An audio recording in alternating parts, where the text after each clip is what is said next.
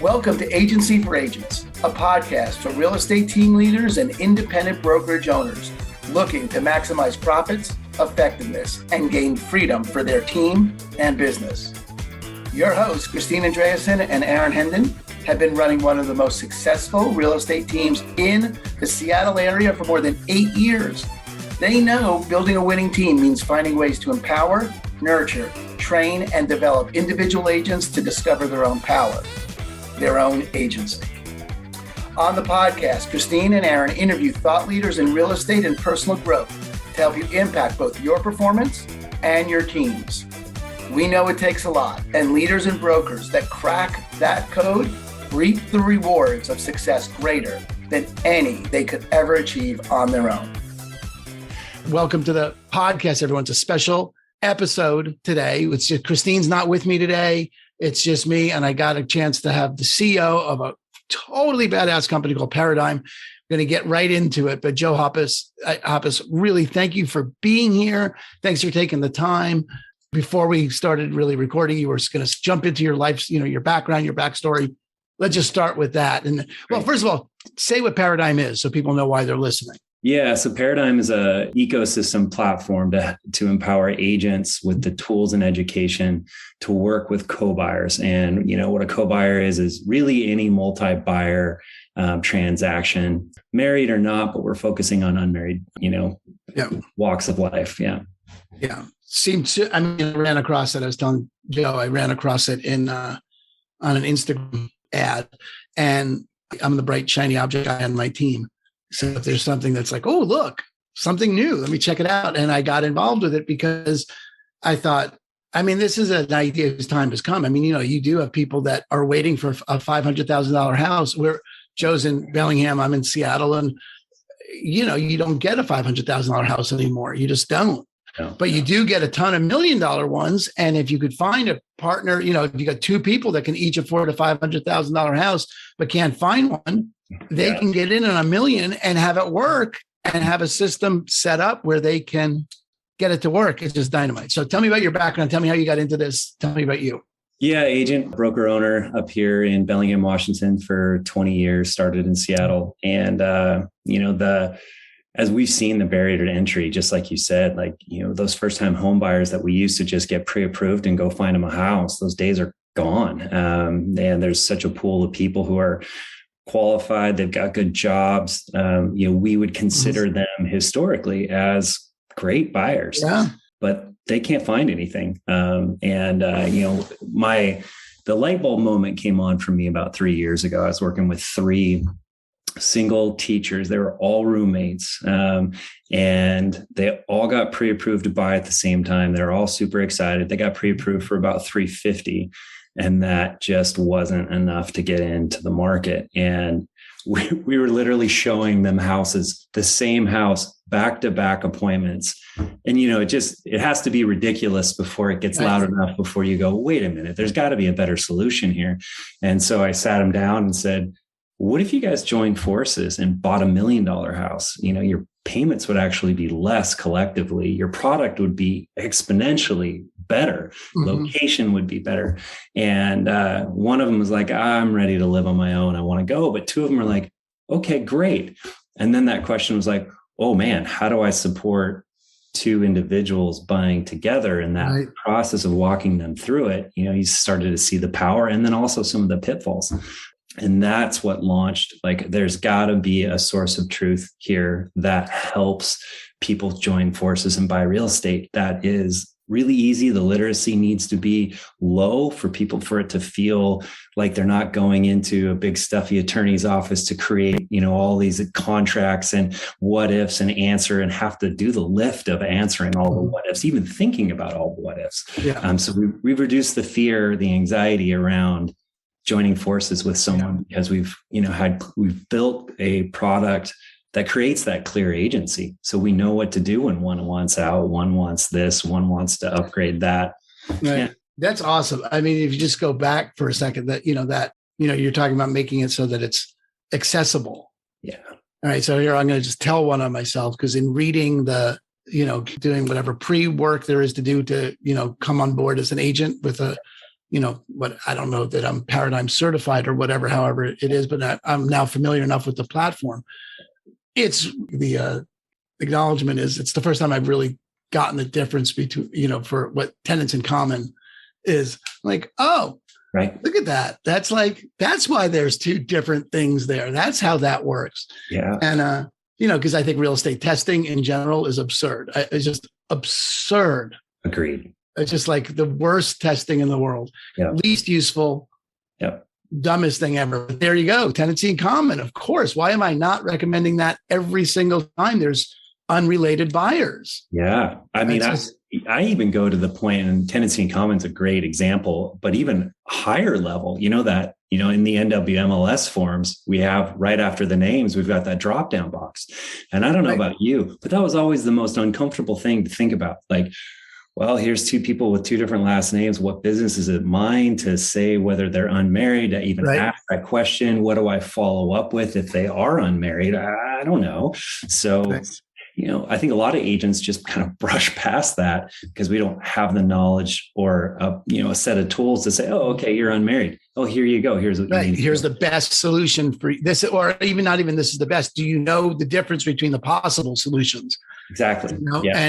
And then to have it on a platform where if they're because if they're related, okay, they don't, the law is going to treat them exactly the same. So it really is. And then for roommates, coworkers, I'm just thinking about the opportunity it is for, like you said. So I teach first-time home buyer classes, and I have a huge database. I can, now have something powerful to reach out to them with. Yeah. We could start meetups, cruises or whatever, meet your housemate. So talk to me a little bit about that process, Joe. I'm really interested in terms of how do people structure it when one person wants to sell or one person wants to upgrade, or what are the sticking points? And I mean, there's obvious sticking points, but how does the platform sort that out? Yeah. So how are people sorting it out? Yeah. The platform, we've got a number of things. We've got, from the very beginning, we've got a co-buy calculator that just allows co-buyers to play around with the power of joining forces and asymmetrical down payments, asymmetrical monthly budgets, so it's a fun little tool for co-buyers to go, oh, okay, wow, there's possibility. And then the second thing we have is a 101 agreement builder. It's a short 7-minute, you intake, non-married co-buyers, parents, childs, investors who are buying an investment property together who aren't married. Mm-hmm.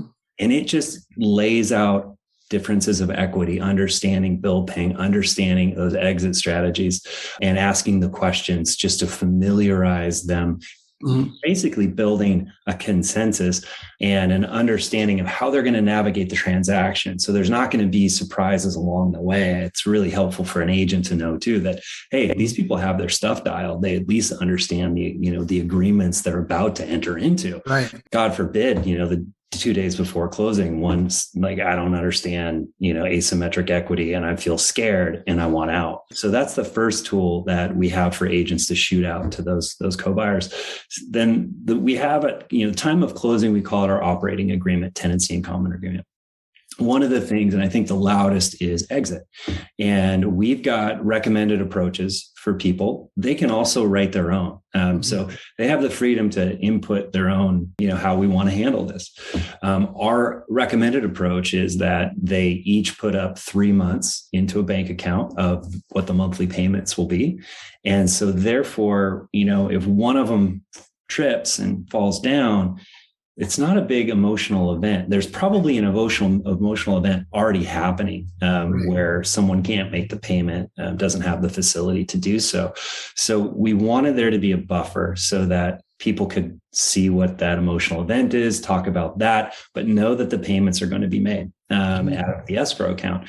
And then we've got a what if it goes beyond, and then ultimately how to exit when one person needs out, which involves the agent that sent them the operating agreement, set evaluation, and then talk about a refinance event to buy out the first option to buy out the exiting co-buyer, or ultimately to sell it. But and that's a worst case scenario. Yeah. where they have to sell. But and really, I'm thinking that's really no different than the divorce. Ultimately, I mean, it's the exact same scenario that it's a last resort. And I'm sure the realtors, everyone watching, has certainly gone through that maze with, a seller who's, not interested in selling, but they have to. And that's the only way. But so you're just establishing sort of the framework in which that's going to get handled. I love the idea of a 3-month escrow, or, for thinking my risk tolerance would require a 6-month escrow. Yeah. Combined it's 6 really, because usually one's going to fall. Rare is it going to be both people are going to be able to make the payment. So it does extend it out. And,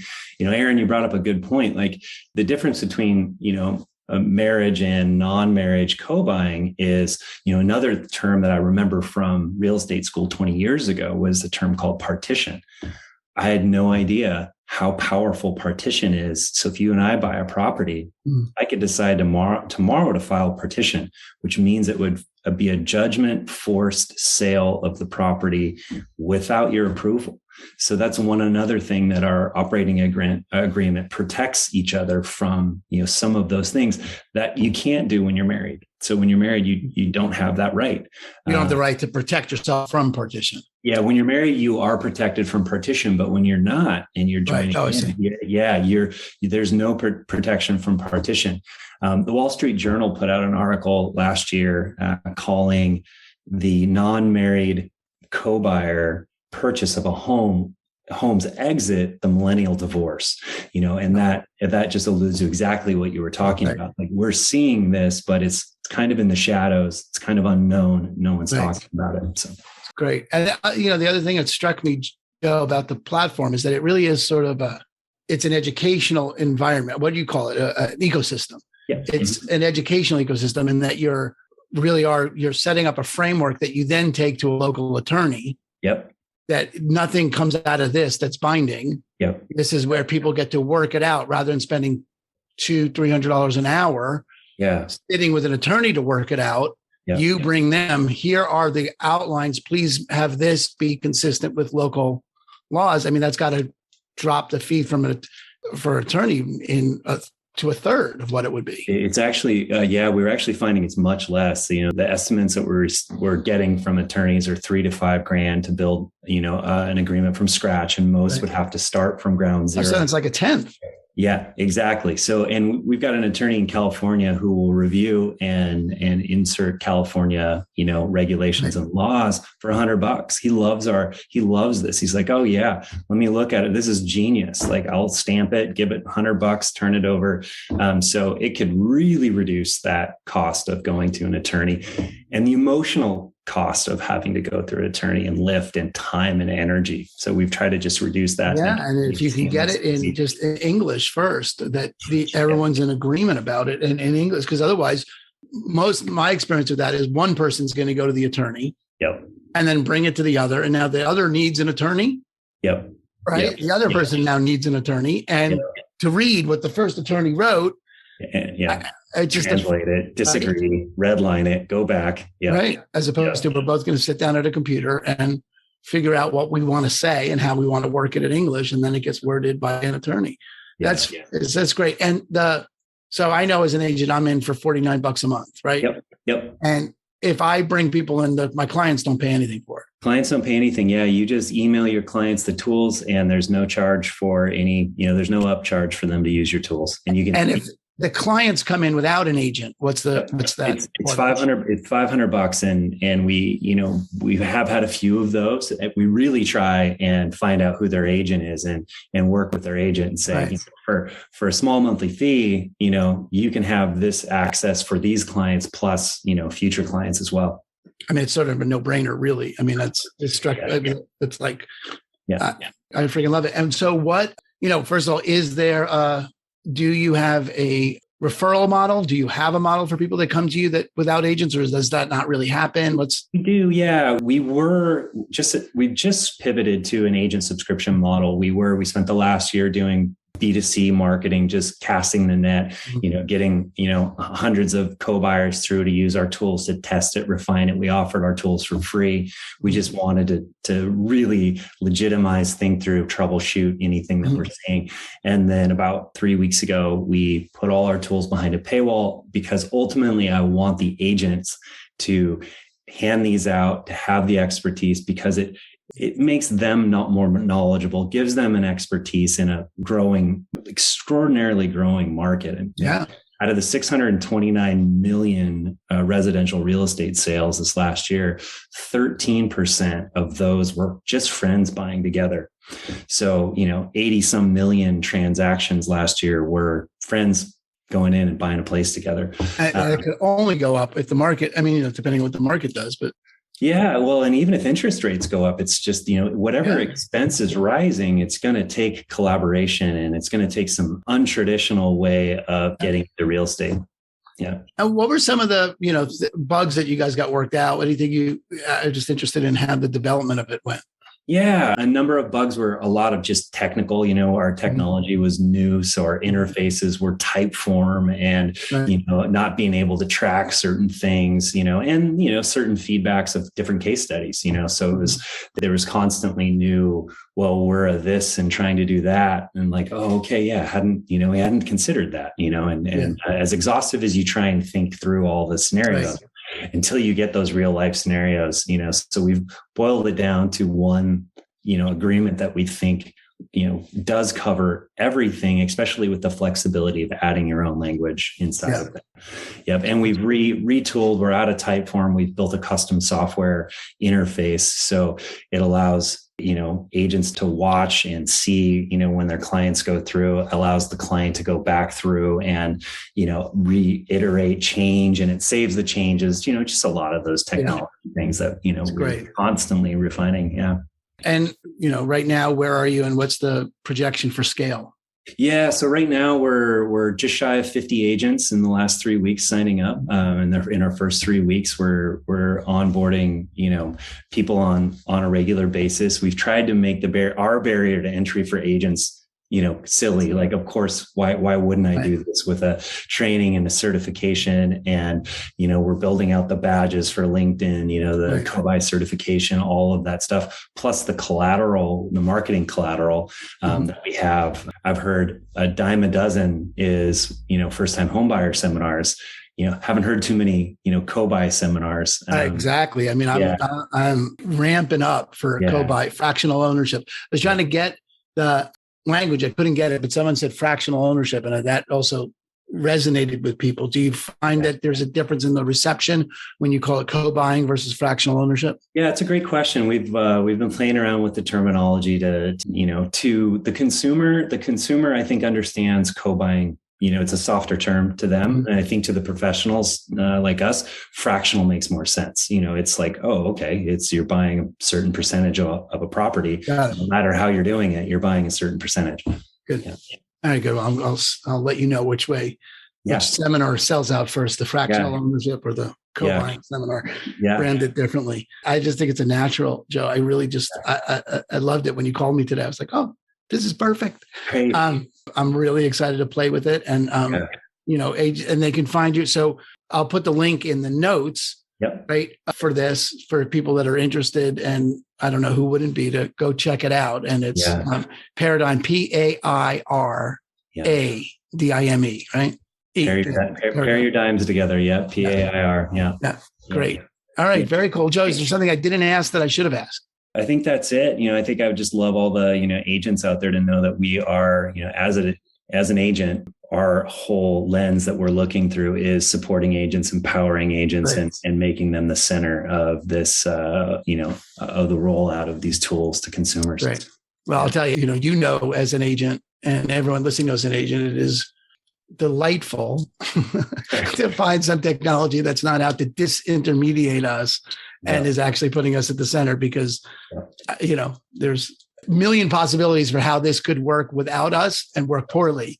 But really, I just appreciate the foresight to do that. And it's all the more important why people take advantage of things like this. Why, if agents taking advantage of things like this puts us more at the center of a transaction and highlights the value that a consultative, fiduciary kind of role that a real estate agent properly has in a transaction. So I think it's brilliant. Yeah. And a follow up to that real quick is, I've heard, some agents have asked, are we practicing law by, helping these people with these operating agreements? And, there's two answers to that. I liken the operating agreement to a Form 17, to a seller's disclosure. Mm-hmm. We send this legal document over. It's for them to fill out. We can answer like what potable water is, but we're not going to tell them whether they have it or not, or what to put on the form.